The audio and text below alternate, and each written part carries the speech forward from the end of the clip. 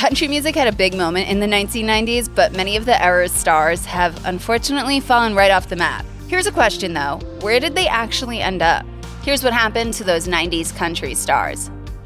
Country music fans will remember Ricky Van Shelton for his many chart smashes such as 1988's I'll Leave This World Loving You and 1991's I Am a Simple Man. Van Shelton even teamed up with country legend Dolly Parton for the song Rockin' Years, which was also a chart-topping hit. Perhaps unsurprisingly, his first 4 albums were certified platinum, and the singer released Greatest Hits Plus in 1992. A year later, he put out A Bridge I Didn't Burn, but it failed to make as much of a splash as his previous albums. Behind the scenes, however, Van Shelton grappled with alcoholism for many years. In 1994, he told Country Music International, "The drinking really started to mess up my life. Getting rid of alcohol makes a big difference in somebody's life. I just don't do that anymore." Then in 2006, Van Shelton announced he was stepping away from music to spend time with his family, writing, "I need to share with you a very difficult decision that I have reached this week. I have asked to be released from the performance obligations that have been made for the rest of the year." Nowadays, Van Shelton is currently staying busy as a licensed pilot and a cattle raiser, and tends to make very few public appearances. If you or anyone you know is struggling with addiction issues, help is available. Visit the Substance Abuse and Mental Health Services Administration website or contact SAMHSA's National Helpline at 1-800-662-HELP. That's 4357. LeAnn Rimes was just a teen when Blue, her debut record, reached #1 on the Billboard Country Albums chart. She quickly made the crossover to country pop with songs like How Do I Live and One Way Ticket Because I Can, the latter of which remains her only #1 country single. Still, the artist was riding high in her music career and in 2000 fully made the transition to pop music with her hit Can't Fight the Moonlight, which was featured on the soundtrack for the film Coyote Ugly and went gold in the United States. Sadly, much of her personal life was tarnished by the tabloids as her success as a country and pop artist came to fruition. She even filed a lawsuit against her own father for stealing millions of dollars from her, which was eventually settled out of court in 2001. Rimes made headlines again and again, mostly for her relationship with Eddie Cibrian and separation from her husband, Dean Chermet. Then in 2012, People magazine reported Rimes had checked herself into treatment for anxiety and stress. For myself, I think this is the best birthday gift I could ever give myself, to once again be honest with myself and break down the things that I've struggled with for so long. She has since opened up about her healing, even releasing a meditation album in 2020 titled Chant, The Human and the Holy. In December 2020, Rimes made headlines yet again when she won a season of the bizarre reality series The Masked Singer.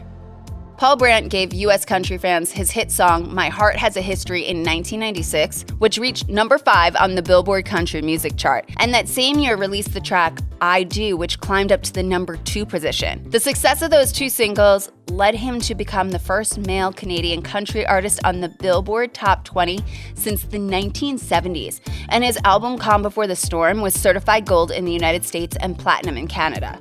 It appeared that Brandt was finding much more success as a country artist in Canada, however, and even initially released his greatest hits album in that country alone. In 2002, he started his own music label called Brandt Records, releasing himself from Warner Reprise and enabling him to move out of Nashville and back to Alberta, Canada. He's gone on to win Album of the Year at the Canadian Country Music Awards multiple times and is currently the most awarded male Canadian country artist in history. Brandt is also a member of both the Canadian Country Music Hall of Fame and the Western Canadian Country Music Hall of Fame. Sammy Kershaw led an impressive career as a country singer ever since he released his 1991 debut album, Don't Go Near the Water, which produced hits like Cadillac Style, Yard Sale, and I Can't Reach Her Anymore. His debut album went on to reach platinum certification, and his second album, Haunted Heart, gave him his only #1 song on the Billboard Country Music chart with She Don't Know She's Beautiful. We were rocking back then. Oh, yeah.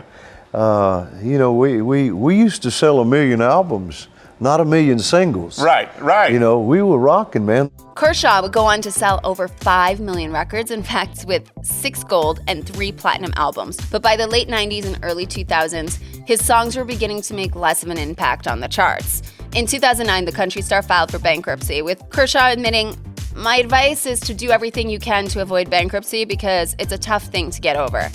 Kershaw had also gone through 4 divorces by then, with his 4th marriage to country singer Lori Morgan lasting from 2001 to 2007. Since then, things seem to be going well for the country star as he welcomed his 5th child with girlfriend Mendy Gregory on September 11, 2019, and continues to keep busy by going on tour.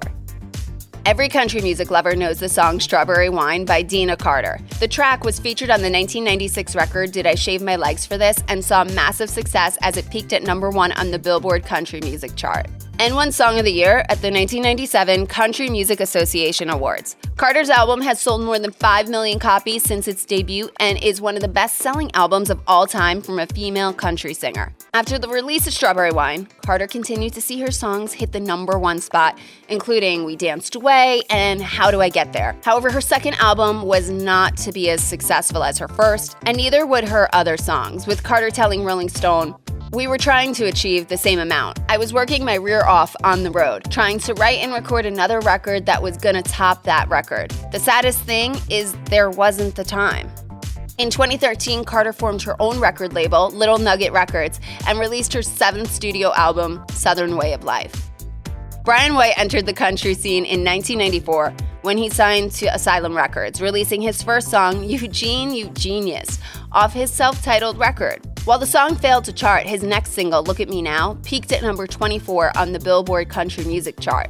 Soon, White landed his 2 #1 hits, Someone Else's Star and Rebecca Lynn. Those songs helped White reach platinum certification by the RIAA. White would go on to have a successful sophomore album that featured the songs I'm Not Supposed to Love You Anymore and So Much for Pretending, tracks that also hit the top of the Billboard chart. However, as the 90s were coming to a close, White's 3rd and 4th albums failed to perform as well as his first 2. Eventually, he left music behind. It wasn't until 2006 that he put out another record, this time an EP, and in 2009, he dropped an album titled Dust Bowl Dreams. In 2014, he released a Kickstarter-funded collection of songs called Shine. He continues to perform live shows throughout the USA. Shelly Wright earned an Academy of Country Music Award shortly after dropping her first album, and from there, the sky seemed to be the limit. However, her follow-up album, right in the middle of it, failed to garner much commercial success. So the country artist left her record company behind and signed with MCA Nashville, eventually releasing Let Me In. The album's lead single, Shut Up and Drive, went to #14 on the Billboard Country Music chart. Wright found greater success with her 4th album, Single White Female, which produced the #1 hit of the same name on the Billboard chart in 1999. Wright would go on to release a total of 8 studio albums, and her 2001 record, Never Love You Enough, even reached the top 10 of the Billboard Top Country Albums chart. She then took a brief hiatus after the release of her 6th album. In 2010, Wright made the news once more when she came out as gay. 2 weeks later, she opened up to Oprah about having come out.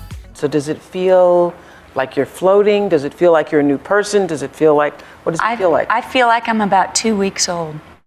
However, Wright has since revealed that she believed her decision to share her sexual orientation has affected her career negatively. For example, she told Otto Straddle, "In coming out, I had a feeling that it would diminish my wage earning, and that feeling was correct, and I'm fine with that." Since coming out, Wright has been a strong voice in the LGBTQ+ community, and in 2011 married gay rights activist Lauren Blitzer. David Lee Murphy began making country hits in 1994 with the release of his song, Dust on the Bottle, which peaked at #1 on the Billboard Country Music chart. His second record, Getting Out the Good Stuff, produced the 1996 hit, Every Time I Get Around You, which peaked at the #2 spot. It wasn't until 2004 that the country star would have his next big hit with Loco, but from there he went on to find plenty of success as a songwriter. Murphy also found a passion for songwriting and has penned several hits for his fellow country singers, such as Jason Aldean's Big Green Tractor, Thompson Square's Are You Gonna Kiss Me or Not, and Blake Shelton's The More I Drink.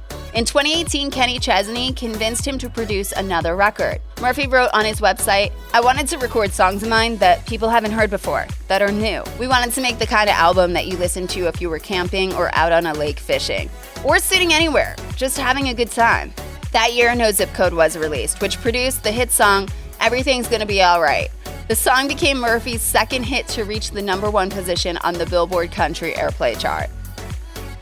Joe Diffie had a huge career in country music beginning in the 1990s when he released his debut album, A Thousand Winding Roads. His first single, Home, reached the #1 spot on the Billboard country music list, and he would go on to have 5 #1 songs and 17 top 10s on that chart. He was one of the few country stars of the 90s who continued to create hit after hit, seemingly without end. Diffie never stopped singing country music and continued to make records well into the 2000s, even though his songs never quite reached the same chart positions as they did in the 90s. But that's not to say his legacy waned. For example, Diffie was referenced in Jason Aldean's 1994 and also went on to tour with 90s country stars Sammy Kershaw and Aaron Tippin. Sadly, however, tragedy struck in March 2020 when Diffie died due to complications related to COVID-19. Being the daughter of legendary country singer Mel Tillis, Pam Tillis was pretty much born to sing country and found a great deal of success in the 90s. While Pam was creating records well before that decade, though, it wasn't until her 1994 song Mi Vida Loca that she truly found fame after it peaked at the #1 spot on the Billboard country music chart. While that was her only #1 hit, Pam would go on to have 13 top 10 hits on the Billboard chart throughout her singing career. Starting in 1993, Pam found herself acting in a number of TV shows, including LA Law, Promised Land, and Diagnosis Murder. She even had a stint on Broadway in 1999 when she starred in Smokey Joe's Cafe. However, Pam didn't give up on music altogether, and in 2013 paired up with country singer Lori Morgan for an album titled Dos Divas. She also released a solo studio album in 2020. Check out one of our newest videos right here, plus even more Nicki Swift videos about your favorite celebs are coming soon. Subscribe to our YouTube channel and hit the bell so you don't miss a single one.